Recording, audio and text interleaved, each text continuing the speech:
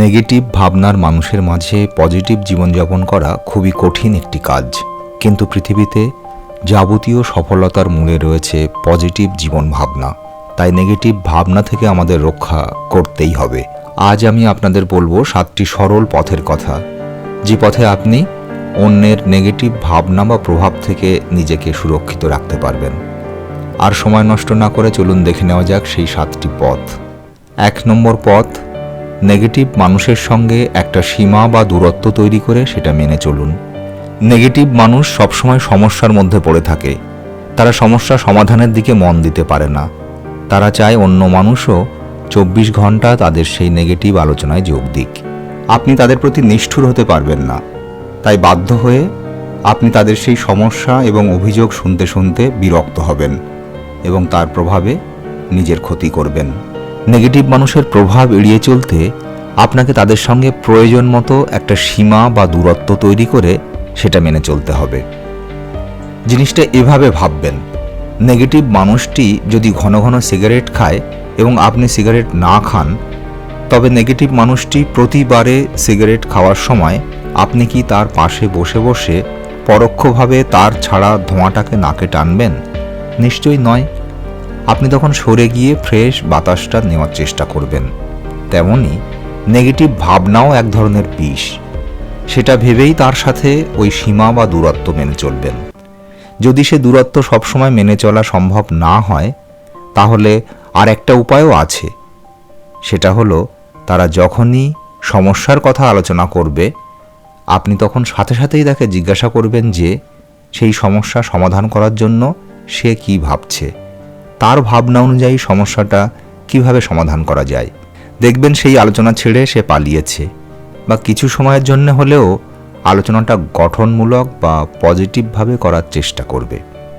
2 নম্বর পথ, ভেবেচিন্তে শান্তভাবে সাড়া দিন। শুধু প্রতিক্রিয়া জানাতে হয় তাই জানাবেন না।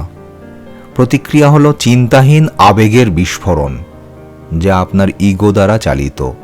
অন্তর্দৃষ্টি দিয়ে বিবেচনা করার আগেই সেই প্রতিক্রিয়ার বিস্ফোরণ আপনার নিজের কাজকেই নষ্ট করে। আপনি যখন কোনো নেতিবাচক ব্যক্তির সাথে আচরণ করার পরে বিরক্ত হয়ে রাগান্বিত বোধ করেন, তখন জানবেন যে আপনি মননশীলভাবে জবাব দেওয়ার পরিবর্তে চিন্তাহীন প্রতিক্রিয়া দেখিয়েছেন।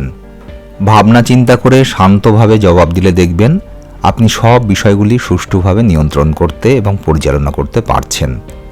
যখনই আপনাকে কোনো নেতিবাচক বা নেগেটিভ ব্যক্তির সম্মুখীন হতে হচ্ছে, তখন আপনি কখনো তাকে অপমানজনক কথা বলবেন না। সবসময় নিজের মর্যাদা বজায় রাখবেন। নিজেকে কখনোই তাদের পর্যায়ে নামিয়ে আনবেন না। বাজে কথা থেকে নিজে মাথা উঁচু করে দূরে সরে যাবেন। 3 নম্বর পথ, কথাবার্তার সময় হালকা বিষয় উপস্থাপন করুন। কিছু লোকের নেতিবাচক মনোভাব নির্দিষ্ট কিছু বিষয়ের মধ্যে আটকে থেকে পরিচালিত হয়। কথা বলতে গেলেই সে সেই বিষয়গুলি নিয়ে অভিযোগ করতে শুরু করবে। যেমন কারো কারো ক্ষেত্রে নিজের কাজের জায়গা নিয়ে অভিযোগ থাকে। আপনি যদি এই রকম মানুষের সাথে কথা বলার পরিস্থিতিতে পড়েন এবং আপনি বুঝতে পারেন যে লোকটি কোনো বিশেষ বিষয়ে আটকে পড়ে আছে, তখন আপনি মেজাজ হালকা করার জন্য একটি নতুন বিষয় উপস্থাপন করবেন। মজার কোনো স্মৃতি, পারস্পরিক বন্ধুত্ব, ব্যক্তিগত সাফল্যের গল্প বা অন্য ধরনের খুশির খবরের মতো অতি সাধারণ কোনো বিষয় উপস্থাপন করবেন। তাহলে দেখবেন কথা বলার পরিবেশ হালকা হয়ে যাবে। 4 নম্বর পথ, সমস্যা নয়, সমাধানগুলিতে মনোনিবেশ করুন। আপনি মনোযোগ কোথায় এবং কিভাবে দিচ্ছেন তার উপর নির্ভর করে আপনার অনুভূতির জগৎটা কেমন হবে। দেখবেন আপনি যখন কোনো সমস্যার মুখোমুখি হয়ে চুপ করে বসে থাকবেন আর শুধু সমস্যাগুলি নিয়েই ভাববেন, তখন আপনি নিজেই দীর্ঘমেয়াদী নেগেটিভ ভাবনা এবং মানসিক চাপ তৈরি করবেন। কিন্তু যখনই আপনি আপনার মনোযোগ কাজের দিকে নিয়ে যাবেন, তখনই দেখবেন পরিস্থিতির উন্নতি ঘটছে, আপনার আত্মবিশ্বাস ফিরে আসছে, আপনার ভিতরে পজিটিভ অনুভূতি তৈরি হচ্ছে, মানসিক চাপ কমে আসছে। নেতিবাচক লোকদের সাথে যোগাযোগ করার সময় ঠিক এই একই নীতি অনুসরণ করবেন। তারা কতটা সফল এবং কঠিন তা নির্ধারণ করার ভাবনা আপনার কষ্টকে আরও তীব্র করবে, আরও বাড়িয়ে দেবে। তাই সেই ব্যক্তিটি কতটা বিরক্তিকর তার নিয়ে চিন্তা করা বন্ধ করতে হবে। আর সেটা করার জন্য নিজের মনে একটি সীমারেখা সেট করুন। সেই সীমার বাইরে গিয়ে তার সম্পর্কে ভাববেন না। তার পরিবর্তে আপনি কিভাবে তাদের আচরণকে ইতিবাচক উপায়ে পরিচালনা করতে যাচ্ছেন তার দিকে মনোনিবেশ করুন। দেখবেন তাহলে সেই কাজটা আপনাকে ড্রাইভারের আসনে বসিয়ে আপনাকে আরও কার্যকর করে তুলবে।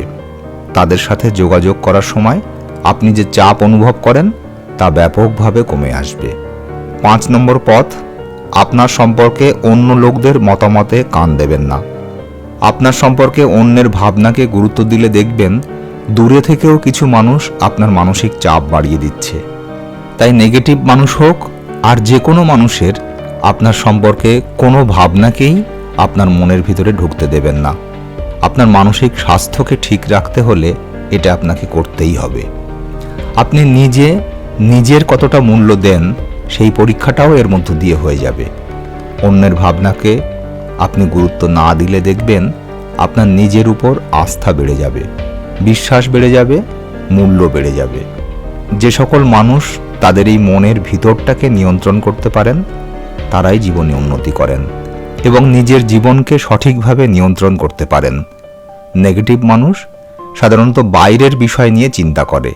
সব ক্ষেত্রেই তারা বাইরের মানুষকে দোষারোপ করে, বাইরের বিষয়কে দোষ দেয়, বাইরের বিষয়ই তাদের কাছে গুরুত্বপূর্ণ। আপনার নিজের ভালো থাকা, ভালো লাগা, নিজের মূল্য এগুলি যখন অন্যের মতামত দ্বারা পরিচালিত হবে তখন কখনোই আপনি আপনার সুখকে নিয়ন্ত্রণ করতে পারবেন না, ভালো থাকতে পারবেন না। মানসিক দিক থেকে শক্তিশালী কোনো ব্যক্তি কোনো কাজ করে নিজের মনের মধ্যে সুখ অনুভব করতে অন্য মানুষের মতামতের জন্য অপেক্ষা করেন না। তাদের মনের তৃপ্তি অন্য মানুষের মতামত বা কমেন্ট থেকে অনেক দূরে থাকে। সত্যি কথা হলো, আপনি কোনো কাজে কি করেছেন, জয়ী হয়েছেন না পরাজিত হয়েছেন, সবটাই আপনি যা করেছেন তারই ফল, সবটাই একান্তভাবে আপনার নিজের বিষয়। সেখানে অন্যের মতামত কোনো দিক থেকে সঠিক হতে পারে না। এই নীতি অনুসরণ করে চললে কোনো নেগেটিভ মানুষ আপনার উপরে প্রভাব ফেলতে পারবে না। 6 নম্বর পথ, অন্য মানুষের নেতিবাচক প্রবণতা পরিবর্তন করার ইচ্ছা ছেড়ে দিন। কিছু মানুষকে হয়তো ভালো কথা বলে, ভালো উদাহরণ দিয়ে আপনি সঠিক পথে আনতে পারবেন, কিন্তু বেশিরভাগ মানুষকে আপনি ঠিক করতে পারবেন না। বরং তারা বারে বারে আপনার ভালো কথাকে খারাপভাবে নেবে এবং তারা শেষ পর্যন্ত একই রকমই রয়ে যাবে। অন্যের আচরণের পরিবর্তন করাটা আপনার নিয়ন্ত্রণে নেই, তাই সেই কাজে আপনি আপনার এনার্জি ব্যয় করবেন না। যেটা আপনার নিয়ন্ত্রণে রয়েছে সেটা হলো আপনার নিজের চারপাশে ওইসব নেগেটিভ মানুষদের জন্য একটা সীমারেখা তৈরি করে সেটা মেনে চলা, অথবা সম্ভব হলে তাদের থেকে দূরে থাকা।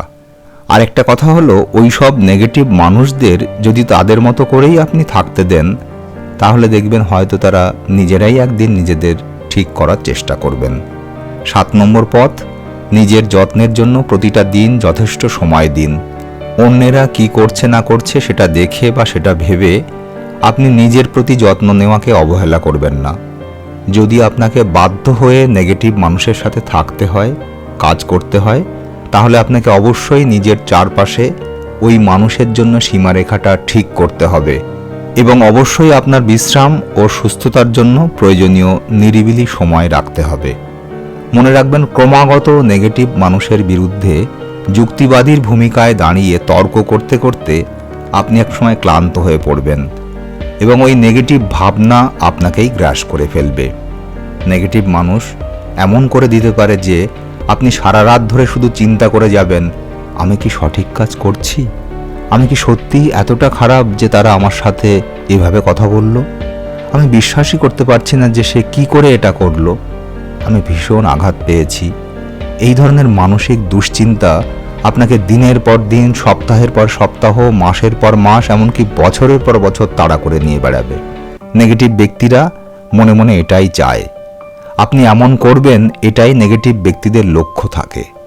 তারা চায় আপনিও তাদের স্তরে নেমে এসে এভাবেই চিন্তা করে যান।